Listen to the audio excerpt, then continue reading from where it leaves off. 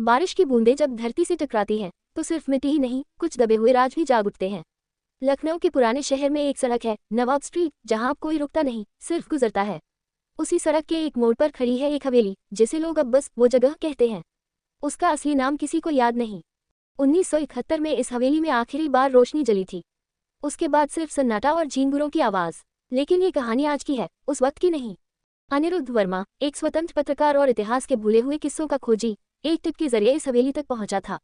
उसे एक पुरानी डायरी मिली थी जो शहर की बंद लाइब्रेरी के तहखाने में छुपी मिली। उस डायरी में सिर्फ एक लाइन लिखी थी, वो तस्वीर अब पूरी हो चुकी है। अनिरुद्ध को समझ नहीं आया कि इसका मतलब क्या था, लेकिन नीचे एक फोटो चिपकी हुई थी, एक औरत की तस्वीर, बहुत पुरानी, ब्लैक एंड व्हाइट, और उसका चेहरा अधूरा, मानो किसी ने जानबूझकर मिटा दिया हो या शायद किसी रहस्यमयी ताकत ने उसे छीन लिया हो। उसने अपनी खोज की शुरुआत की, स्थानीय लोगों से पूछा, रिकॉर्ड्स खंगाले, लेकिन कोई नहीं जानता था कि ये औरत कौन थी। कुछ बुजुर्गों ने बस इतना कहा, ये वही है जो हवेली में रहती थी, मगर अब नहीं दिखती, और जब भी कोई उसकी बात करता है कुछ न कुछ अजीब हो जाता है। जैसे जैसे अनिरुद्ध आगे बढ़ता गया, चीजें अजीब होती गई। उसके कैमरे में धुंधली आकृतियां दिखने लगी, उसकी ऑडियो रिकॉर्डिंग में एक और आवाज आती थी जो साफ कहती थी, मुझे पहचानो। अनिरुद्ध ने तय किया कि अब वह हवेली के अंदर जाएगा। उसने अपने मोबाइल का टॉर्च ऑन किया और पुराने लोहे के गेट को धकेला।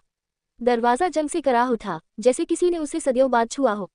अंदर की दीवारें फटी हुई थी, लेकिन उन पर अब भी कुछ ताज़ा निशान थे, पैरों के निशान जो गीली मिट्टी में बने थे। लेकिन हवेली में कोई और नहीं था।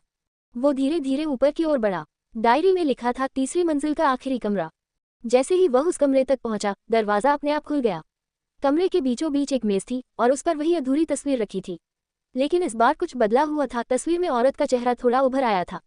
उसकी आंखें अब साफ थी, सीधी अनिरुद्ध की आंखों में झांकती हुई।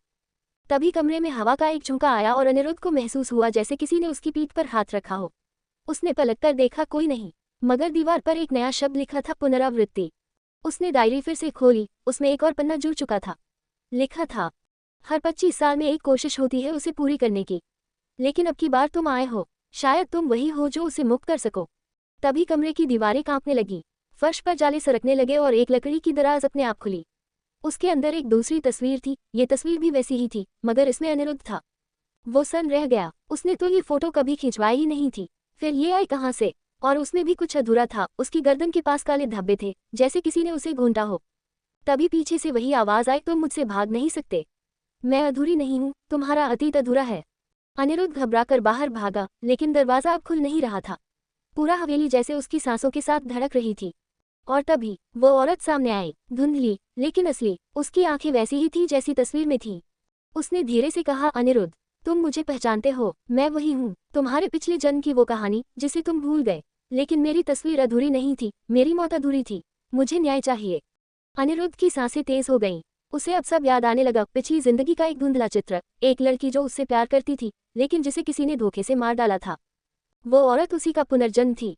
तस्वीर अधूरी नहीं थी, वो चेतावनी थी। और अनिरुद्ध को अब तय करना था, क्या वो इस कहानी को खत्म करेगा, या फिर ये तस्वीरें यूं ही पीढ़ियों तक अधूरी रहेंगी। समाप्त नहीं, बल्कि अब शुरू हुआ है वो सफर जो हर 25 साल में एक नई तस्वीर जोड़ता है। और अगली तस्वीर शायद तुम्हारी हो। जब हवेली का दरवाजा खुला, अनिरुद्ध की आंखें धूप के उजाले से चौंक गईं।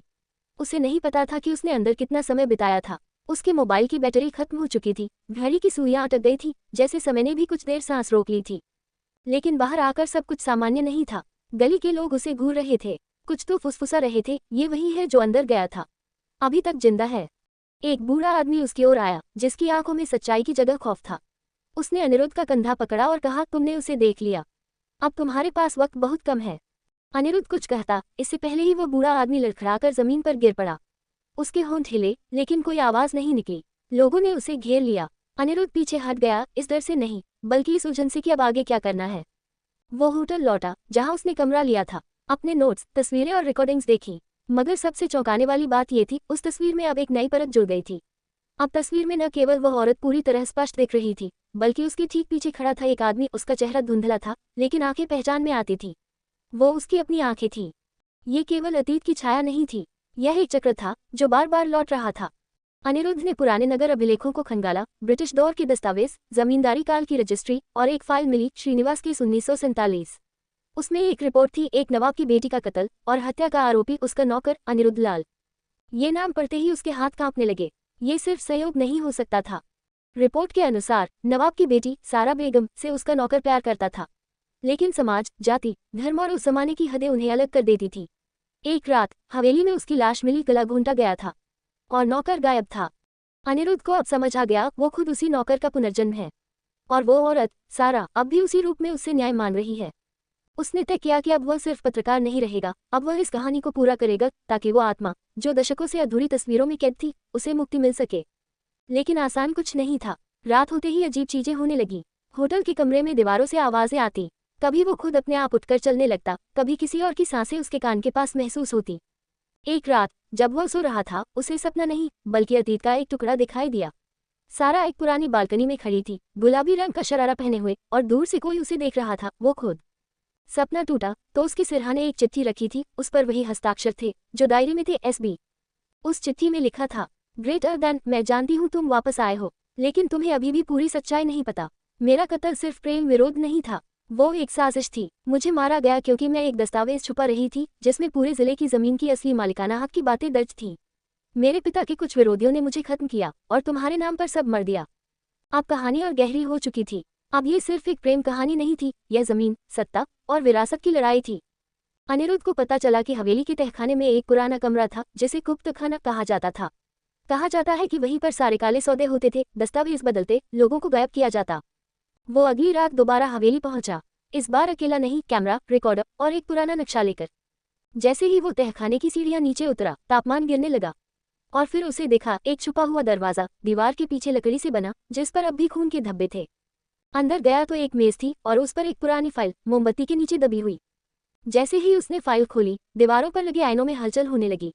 उन आईनों में कोई और जमाना दिख रहा था, नवाब, अंग्रेज अफसर और वही दृश्य, सारा की मौत। वो सारा फाइल लेकर बाहर भागा, लेकिन हवेली ने जैसे उसे जाने नहीं देना चाहा।